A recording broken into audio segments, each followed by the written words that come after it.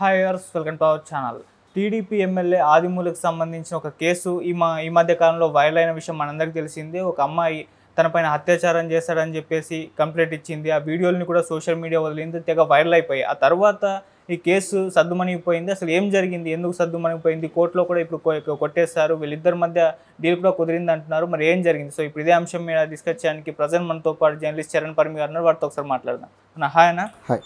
So ఒక మహిళా TDP కార్యకర్త తన పైన అత్యాచారం చేస్తున్నాడు, వేధిస్తున్నాడు అని చెప్పేసి కంప్లైంట్ చేసింది. ఆ తర్వాత ఆయనకు సంబంధించిన వీడియోలన్నింటినీ కూడా పెన్ కెమెరా రికార్డ్ చేసి రిలీజ్ చేసింది. అవి చాలా వైరల్ అయిపోయాయి. ఆ తర్వాత పార్టీ రియాక్ట్ అయ్యి సస్పెండ్ కూడా చేసింది. మరి ఇప్పుడు చూస్తే ఆ కేసు సద్దుమణిగిపోయింది, వీళ్ళిద్దరి మధ్య డీల్ కుదిరింది, కోర్టులో కూడా కొట్టేశారని అంటున్నారు. మరి ఏమైంది, ఎందుకు, ఏం డీల్ కుదిరింది, ఎందుకు కొట్టేశారు? ఈ కేసు పెట్టినప్పుడే ఇది డమ్మీ కేసు అని చెప్పేసి జనాలకు డౌట్ వచ్చింది. ఓకే, అనుకున్నట్టుగానే డమ్మీ అయిపోయింది. ఎందుకంటే ఈ కేసు విషయంలో ఏది జెన్యూన్గా కనపడలేదు మొదటి నుంచి కూడా. ఆవిడ కేసు పెట్టిన పద్ధతి కావచ్చు, అక్కడ ఆ వీడియోలో లీక్ అయిన దాంట్లో ఉన్న పద్ధతి కావచ్చు, ఆవిడ భర్త దాని మీద వివరణ ఇచ్చిన పద్ధతి కావచ్చు, ఇవన్నీ కూడా వెనకాల ఏదో జరుగుతుంది అనే వాదన వచ్చింది. తర్వాత ఇది హనీ ట్రాపే అని చెప్పేసి వీళ్ళు కూడా ఆరోపించడము, టీడీపీకి సంబంధించిన వాళ్ళు ఆరోపించడము, ముఖ్యంగా ఆదిమూలంకి సంబంధించిన ఆ కుటుంబ సభ్యులందరూ ఆరోపించడం, ఇవన్నీ చూసాం మనం.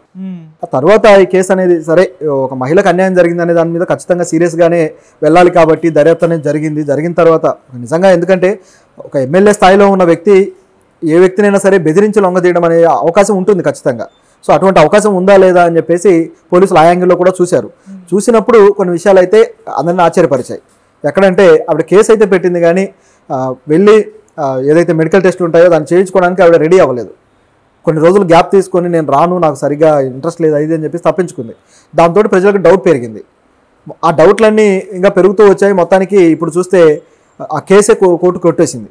ఎందుకు కొట్టేసింది, దీని వెనక ఉన్నది ఏంటని గమనించి చూస్తే, ఈ కేసు విషయంలో ఆవిడ తానే పిటిషన్ వేసి నేను తప్పుడు కేసు పెట్టాను, ఇది వేరే మూడో వ్యక్తి ఒత్తిడి వల్ల నేను ఈ విధంగా కేసు పెట్టాల్సి వచ్చింది అని చెప్పేసి ఆవిడ లాయర్ నోటరీ చేసిన అఫిడవిట్ని సమర్పించింది కోర్టుకి.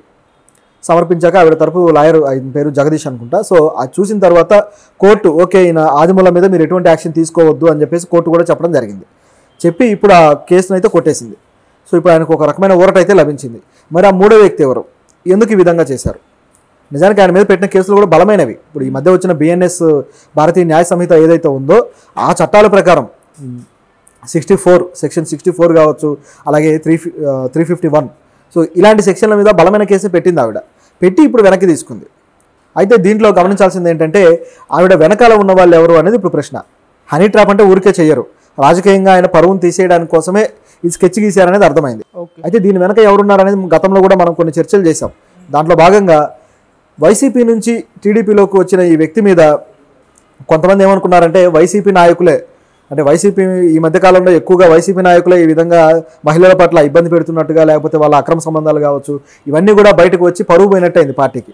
ఆ విధంగా పరువు తీయాలంటే ఇలాంటి వ్యక్తిని పావుగా వాడుకుందామని చెప్పేసి వాళ్ళేదో స్కెచ్గా దీన్ని తీసుకొచ్చారు, హనీ ట్రాప్ని అనే వాదన కూడా జరిగింది.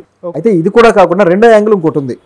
ఆ యాంగిలే మోస్ట్ పాసిబుల్ యాంగిల్ అనిపిస్తుంది. అదేంటంటే వైసీపీ నుంచి ఈ పార్టీలోకి నాయకుడు రావడంతో ఏదైతే సత్యవేడులో ఆ నియోజకవర్గంలో ఉన్న అప్పటిదాకా కొనసాగిన టీడీపీ నాయకులకు దెబ్బ పడడము, వాళ్ళ ప్రాబల్యం అనేది వాళ్ళు అక్కడ కోల్పోవాల్సిన పరిస్థితి రావడంతో ఈయన ఇమేజ్ డ్యామేజ్ చేయడానికి వాళ్ళే రాజకీయంగా ఇలా చేశారు.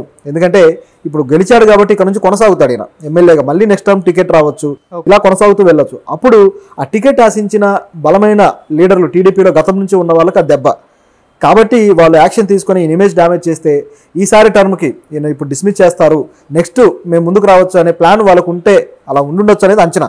వాళ్ళకు ఉండి ఈ విధంగా చేస్తున్నారనేది మనం కొంత గెస్ చేయొచ్చు. అలా ఇక్కడ కనిపిస్తూ ఉంది. అయితే ఆ వ్యక్తులు ఎవరు ఏంటనేది పేరు బయటికి రాలేదు, కానీ ఆదిమూలం గారు అయితే అలాంటి హింట్ అయితే ఇచ్చాడు, ఇలా జరిగి ఉండొచ్చు అని. అయితే ఆయన చేసింది ఏమైనా ఉత్తమమైన పని అంటే అది కూడా కాదు. ఒక మహిళ అధికారం ఉంది కాబట్టి తన దగ్గర కార్యకర్తగా ఉన్న మహిళని లైంగికంగా ఇట్లా ఈ విధంగా వాడుకోవడం అనేది కూడా తప్పే. అయితే ఆవిడ కన్సెంట్తో వెళ్ళిందా, లేకపోతే హనీ ట్రాప్లో భాగంగా కుట్రపూరితంగా వెళ్ళిందా అనేది ఆవిడ ఇప్పుడు క్లారిటీ ఇచ్చేసింది. హనీ ట్రాప్లో భాగంగానే చేశాను అని చెప్పేసి. ఇది నీచమైన పని. రాజకీయాల్లో ఏ స్థాయికి దిగజారిపోయారు, ఇక్కడ ఈ మహిళను కూడా తప్పు పట్టాలి. హనీ ట్రాప్లకు ఆవిడ ఉపయోగపడడం ఏంటి, ఆవిడ వ్యక్తిత్వం ఏంటి, ఆవిడ భర్త ఏ విధంగా అలా ఎంకరేజ్ చేశాడు అనేది ఇక్కడ ప్రశ్న. సో ఒక నీచమైన రాజకీయ పరిస్థితులు ఉన్నాయి. ఇప్పుడు ఆవిడ మీద ఖచ్చితంగా కోర్టు యాక్షన్ తీసుకోవాలి. ఎందుకంటే ఇలా వదిలేస్తే ఇలాంటివి ఇంకా జరుగుతూ ఉంటాయి. మహిళలను ఉపయోగించి, అంటే నీతిమాలిన వాళ్ళు కూడా ఉంటారు కదా, సో అలాంటి నీతిమాలిన వాళ్ళని ఉపయోగించి హనీ ట్రాపులు చేసి ఈ విధంగా చేయడం అనేది ఖచ్చితంగా తప్పుడు పనే. ఆవిడ మీద కోర్టు ఖచ్చితంగా యాక్షన్ తీసుకోవాలి. అదేవిధంగా ఆవిడ వెనక ఎవరున్నారు హనీ ట్రాపులు చేయించిన వాళ్ళు అనే విషయంలో ఆదిమూలం మళ్ళీ కేసు పెట్టుకునే అవకాశం ఉంది. మరి ఆయన ఈ రచ్చ ఎందుకని వదిలేసుకుంటే మనం ఏం చేయలేము, కానీ ఆ విధంగా చేస్తే వాళ్ళు కూడా బుక్ అవుతారు, అదొక ఛాన్స్ ఉంది. ఇది కాకుండా అసలు వెనకాల ఎందుకు ఇది సమస్య పోయింది, ఆవిడ ఎందుకు కేసు వెనక్కి తీసుకుంది అనేది మరొక డౌట్. ఈ డౌట్ విషయంలో మరో క్లారిటీ ఏంటంటే వాళ్ళిద్దరి మధ్య ఒక ప్యాకేజ్ ఒప్పందం జరిగి ఉండొచ్చు అని. ఎందుకంటే ఆదిమూలం గారు అరెస్ట్ కాకూడదని చెప్పేసి ఇమీడియట్గా చెన్నైలో హార్ట్ ప్రాబ్లం వచ్చిందని చెప్పేసి ఆయన జాయిన్ అయిపోయాడు హాస్పిటల్లో. ఆ తర్వాత నుంచి ఆయనకు అరెస్ట్ కూడా లేదు, టీడీపీ నుంచి సస్పెండ్ చేశారు, కానీ అంతకుమించి ఇంకేం జరగలేదు. సో దాంతో దీని వెనకాల ఇంకేమో మంతనాలు జరుగుతున్నాయని అప్పటి నుంచే డౌట్లో ఉంది జనాలు. ఆవిడతోటి ఏదో రాజీ కుదిర్చే ప్రయత్నం ఏదో జరుగుతూ ఉందన్న వాదనలు వచ్చాయి. చివరికి ఆ రాజీ అనేది జరిగిందా అనేది అనుమానం. ఆవిడకి ఏదో ప్యాకేజీ ఇచ్చారు, అలాగే ఒక పదవి, ఒక చిన్న స్థాయి పదవి అయితే ఆవిడకి నియోజకవర్గాల్లో కేటాయించారు అనే వార్త అయితే ఉంది. బహుశా ఆవిడ కొద్ది రోజుల్లో, ఒక వారం రోజుల్లో లేకపోతే 2-3 వారాల్లో ఖచ్చితంగా ఆవిడ ఒక పదవిలో అయితే ఉండబోతున్నారు అనేది క్లియర్. సో అప్పుడు వస్తే దీని వెనకాల జరిగిందంతా క్లియర్ అయిపోతుంది. జనాలు కూడా ఈ రాజకీయాలను చూసి తూవని ఊసే పరిస్థితి వస్తుందన్నమాట. అది ఇక్కడ జరిగిన సంఘటన. మరి ఇప్పుడు ఆదిమూలాన్ని అప్పుడు టీడీపీ వాళ్ళు సస్పెండ్ చేశారు కదా, మళ్ళీ తీసుకునే ఛాన్సెస్ ఏమైనా కనిపిస్తున్నాయా? ఆ ఛాన్సెస్ అయితే ఉన్నాయి, ఎందుకంటే ఆయన ఆల్రెడీ ఎమ్మెల్యేగా కొనసాగుతున్నాడు. సో ఆయన టీడీపీ ఎమ్మెల్యే అనే అంటారు, టీడీపీలో ఉన్నా లేకున్నా ఆయన టీడీపీ ఫేస్ మీద గెలిచాడు కాబట్టి టీడీపీ ఎమ్మెల్యే అనే అంటారు. అయితే ఆయన మీద ఇప్పుడు ఈ కేసు సమసిపోయిన తర్వాత కొద్ది గ్యాప్ తీసుకుని టీడీపీ ఇప్పుడే యాక్షన్ తీసుకోకపోవచ్చు. కొంచెం గ్యాప్ తీసుకొని ప్రజలందరూ దీన్ని మర్చిపోయిన తర్వాత మళ్ళీ ఆయన పార్టీలోకి తీసుకొని పార్టీ తరపు నుంచి ఆయన ముందుకు తీసుకెళ్లే అవకాశం అయితే పుష్కలంగా ఉంది. ఎందుకంటే ఇది హనీ ట్రాప్ అని ఆల్రెడీ ప్రజలకు కూడా నిర్ధారణ అయింది కాబట్టి ఆయన మళ్ళీ వెనక్కి పార్టీలోకి తీసుకోవడం అనేది ఎవరు ఆక్షేపించరు, కాబట్టి ఆ ప్రాబ్లం అనేది ఉండదు పార్టీకి.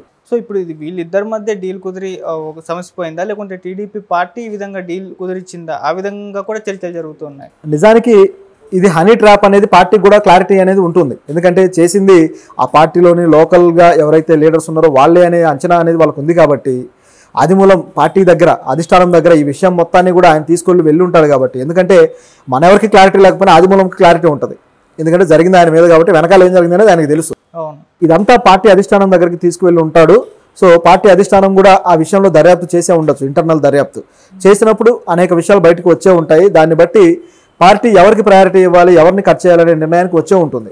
కాబట్టి ఆదిమూలంకి ఈ యాంగిల్లో పార్టీ నుంచి ఒక పాజిటివ్ యాంగిల్ ఉంది, దాన్ని మనం కాదనలేము. ఎందుకంటే మనకు తెలిసిన వాటి గురించి మాట్లాడుకుంటున్నాం. అంటే దొరికిన వాడు దొంగ, దొరకని వాడు దొర అంటారు కదా, ఆ విధంగా తెలియకుండా లోపల జరిగేవి రాజకీయ ప్రలోభాలతోటి ఈ విధంగా పదవులు ఆశ చూపో లేకపోతే డబ్బును ఆశ చూపో మహిళలను లొంగ తీసుకునేవి అనేక చోట్ల జరుగుతూనే ఉన్నాయి. మనకు తెలియదు అంతే, మరి పార్టీలో ప్రజలకు తెలియకుండా ఏమి ఉండవు. కాబట్టి ఆదిమూలంది భారీ తప్పు అని పార్టీ ఏం భావించి దూరం